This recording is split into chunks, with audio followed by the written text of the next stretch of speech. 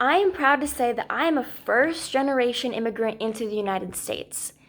I was born in Tamertau, Kazakhstan, into a drug and alcohol addicted family and into poverty. I was 4 and my brother, Alex, was 5 when we were taken away from our family and placed into an orphanage for holding. We received only enough food to be fed, but not enough to soothe our hunger pains for very long. I was 4 and all I cared about at this point was filling my tummy so I didn't feel those pains. So I'd cry and I'd throw a fit for food. In response to this, the orphanage workers would take food off of my brother's plate to appease me with. I was given what I wanted over and over and over again at the expense of my brother, including food, toys, clothes, and sometimes even a place to sleep. Because he was going hungry, my brother would pick up empty potato chip wrappers and empty candy wrappers off of the ground, turn them inside out, and lick them. About 4 months after we got into the orphanage, an American woman with a bright smile and a head full of brown, curly hair came into the orphanage. She played hide and seek with my brother and I, and taught us the English alphabet. Even though we could not understand a word she said, we knew it was finally our turn to be a part of a family again. On November 17th, just before I turned 5, and my brother, who at this point had tiny black teeth from all the garbage he ate, my brother and I were flown to the opposite side of the planet to become citizens of the United States. I never knew how truly lucky I was and am to have been born a Caucasian girl in the streets of impoverished Kazakhstan. My story could have been so much different and immensely less lucky if I were not adopted, but I was truly blessed to have been given the opportunity to move to America, the land of opportunity. This story of rags to riches is not the case for all orphans, however. There's copious sexism, appalling racism in the entirety of the adoption system in Kazakhstan, in the United States, and in the rest of the world. First, let's look at a study on biases, focusing on the gender aspect first, by professors at NYU, LSE, and Caltech. I think it's important to point out that there aren't very many studies about adoption biases and none that are recent. This study is entitled Gender and Racial Biases, Evidence from Child Adoption, and it was published in 2009. It focuses primarily on the birth mother who is directly giving up her child to a potential adoptive parent through a online system based in the United States. It follows an adoption facilitator's matching process between 2004 and 2009. It has 800 cases of data, 800 cases of born and unborn children from multiple agencies, all grouped into an online bunch. In this 800 cases, 22.3% are girls, 30.6% are boys, and the rest are of an unknown gender because the baby is too young to determine the gender from the womb.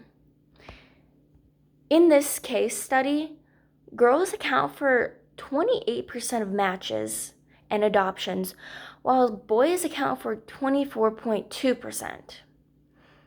Even though there are more boys in the system, more girls are matched and adopted. There's a higher percent of girls matched and adopted in total. This can be explained by the biased perception that girls are less risky, which causes them to be more desirable to potential adoptive parents, and in turn causes them to be more expensive. What do you mean by expensive, you might ask? Finalization costs in this study consist of agency fees and birth mother expenses, but the former being of the higher percentage of money. The fees for international adoptions are a bit different. My mom paid about $30,000 for each my brother and I to come to the United States and become her legal children. but this study focuses only on the United States. Costs associated with adoption of a girl are about $2,000 more than fees associated with adoption of boys. Leonardo Feli, who is a leading researcher in this study, said, "A girl has a higher but slightly more than 1/3 chance of attracting the attention of potential adoptive parents than a boy." His partner, Liat Yariv, who's another researcher, stated, "With biological children, the literature shows that there's a slight but significant preference for boys over girls. But in adoption, there's a very strong preference for girls over boys." This bias explains why I was treated with so much more attention and greater care than my brother all those years ago. But we were both lucky enough not to experience the racial bias from the adoption system. The same study states, if we consider an unborn baby of unknown gender, the probability that a potential adoptive parent expresses interest in the baby is about 13% if the baby is non-African American, and about 1.7% if the baby is African American, which is stated on page 4 of the print-up of the study. This means about 1 out of 7 interests are for African American babies. The term homophily might explain why this is. Homophily means that there is an internal preference for similarity in socially significant ways. This explains why there's so much racial bias in adoption. The majority of potential adoptive parents are of a Caucasian background, and they want their kids to look like them in some aspects. Learning about racial biases in adoption got me thinking about racial biases in general and the recent Black Lives Matter movement. It got me thinking about how little I truly understand about racial biases and racial discrimination. Sarah Frew from nationalacademies.org stated, "We tend to think of the process of seeing as fairly objective, that our eyes are similar to cameras, neutrally taking in light and turning it into pictures. But research has shown that biases buried beneath our awareness can powerfully shape how we see. And each and every single person has these biases. These biases, both gender and racial, are not necessarily the fault of the individual person, which is why I would not consider it racist. It's a societal defect that the human race has carried since the dawn of time. But that defect is healing. This week, through internal reflection, external research, I've discovered a lot about some of the biggest social problems in the United States and in the world. These biases, which are oftentimes unconscious, affect every single person, including a little Russian boy and girl in an orphanage, and even you.